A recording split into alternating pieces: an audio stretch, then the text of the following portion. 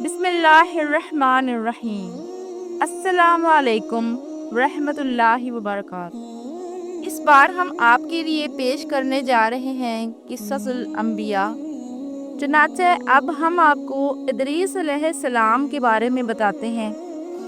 ایک حدیث میں ہے کہ آدم اور شیش علیہ السلام کے بعد ادریس علیہ السلام پہلے نبی ہیں جنہوں نے قلم کے ذریعے لکھا اور لوگوں کو کتابت سکھائی۔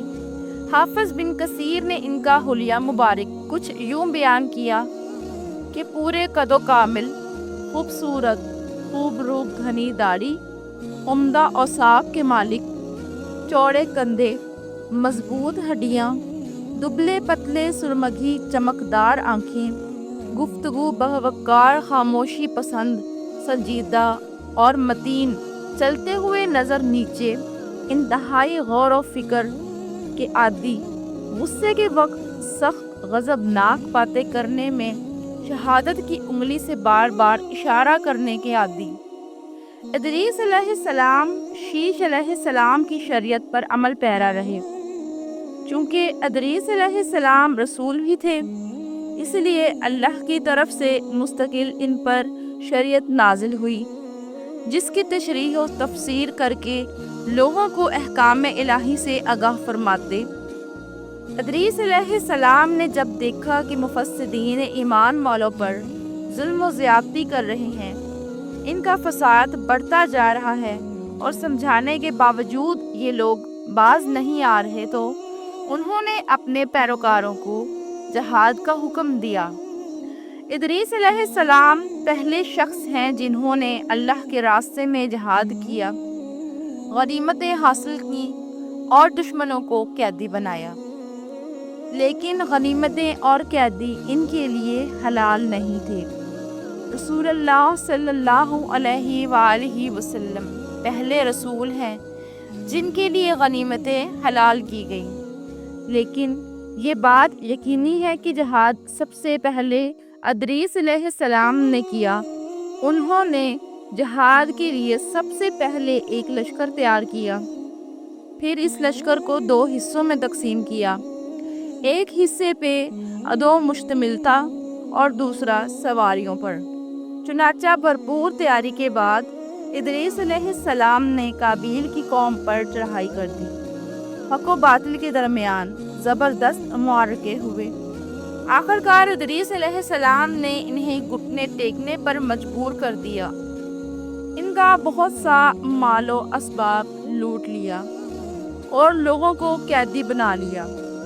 اللہ تعالیٰ نے ان تمام باتوں کا ذکر نہیں فرمایا، بلکہ اللہ نے ان کی سیرت کے بارے میں اپنی کتاب قرآن مجید میں ارشاد فرمایا۔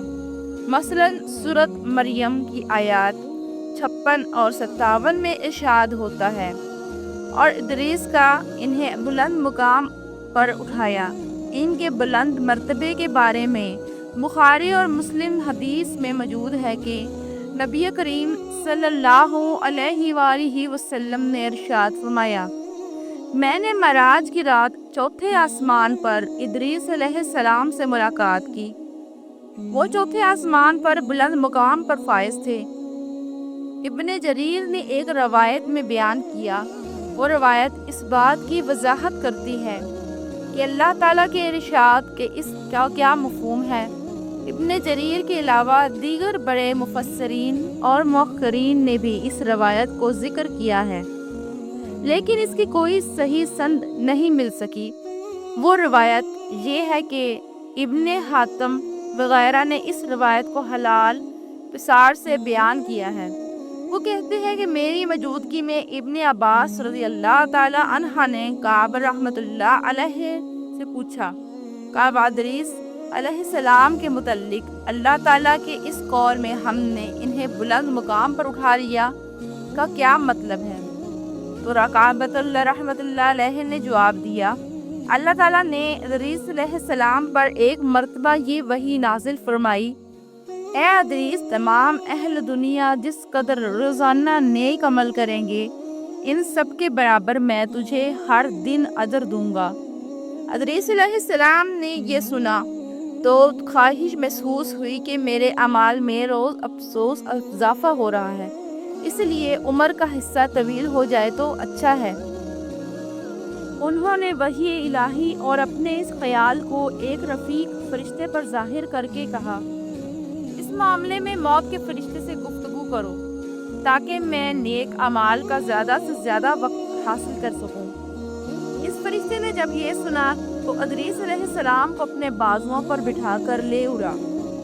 جب یہ چوتھے آسمان سے گزر رہے تھے تو اس موت کا فرشتہ زمین پر آنے کے لیے اتر رہا تھا، وہی دونوں کی ملاقات ہو گئی۔ جو فرشتے نے موت کے فرشتے سے ادریس علیہ السلام کے بارے میں گفتگو کی، موت کے فرشتے نے دریافت کیا، ادریس علیہ السلام کہاں ہے؟ اس نے کہا، میری پشت پر۔ انہیں یہ حکم ملا کہ چوتھے آسمان پر ادریس علیہ السلام کی روح قبض کروں، اس لیے میں سخت حیرت میں تھا کہ یہ کیسے ممکن ہے، ادریس علیہ السلام تو زمین پر ہیں۔ چنانچہ موت کا فرشتہ ادریس علیہ السلام کے پاس آیا، ان سے اجازت طلب کی اور ان کی روح قبض کر لی۔ انبیاء کو یہ امتیاز حاصل ہے کہ فرشتہ ان کی اجازت کے بغیر ان کی روح قبض نہیں کر سکتا، اور رسول اللہ صلی اللہ علیہ وآلہ وسلم کو تو یہ اختیار دیا گیا کہ آپ اس دنیا میں مزید رہنا پسند کریں تو رہ سکتے ہیں یا پھر رفیق اعلیٰ کی رفاقت کو پسند کر لیں۔ آپ نے رفیق اعلیٰ کی رفاقت کو پسند فرمایا۔ اس طرح ادریس علیہ السلام کی روح چوتھے آسمان پر قبض کی گئی۔ انہیں بھی عیسیٰ علیہ السلام کی طرح آسمان پر اٹھایا گیا تھا۔ فرق یہ ہے کہ عیسیٰ علیہ السلام کی روح قبض نہیں کی گئی۔ یہ واقعہ نہ قتل کر کے کعبۃ رحمۃ اللہ علیہ فرماتے ہیں، اللہ تعالیٰ کے ارشاد یہ ہے، لیکن درست بات یہ ہے کہ اسرائیلی روایت میں ہے ادریس علیہ السلام کی وفات ہو گئی تو لوگ فساد میں اور بڑھ گئے، ان میں شر پھیل گیا، تاہم وہ توحید پر قائم رہے۔ بت پرستی کا ان میں نہ کوئی شعور تھا، اور لوگ آدم علیہ السلام کی وفات کے بعد 1000 سال بعد تک موت اور توحید پر قائم رہے۔ انہیں یہ تھا کہ ان میں فسق اور فجور ضرور تھا لیکن شرک نہیں تھا۔ اللہ تعالیٰ کے اس ارشاد لوگ ایک ہی امت کی کہا، یہی مطلب ہے۔ اگر آپ کو ہماری ویڈیو اچھی لگے تو چینل کو سبسکرائب کریں، ویڈیو کو لائک کریں اور شیئر کریں۔ السلام علیکم ورحمۃ اللہ۔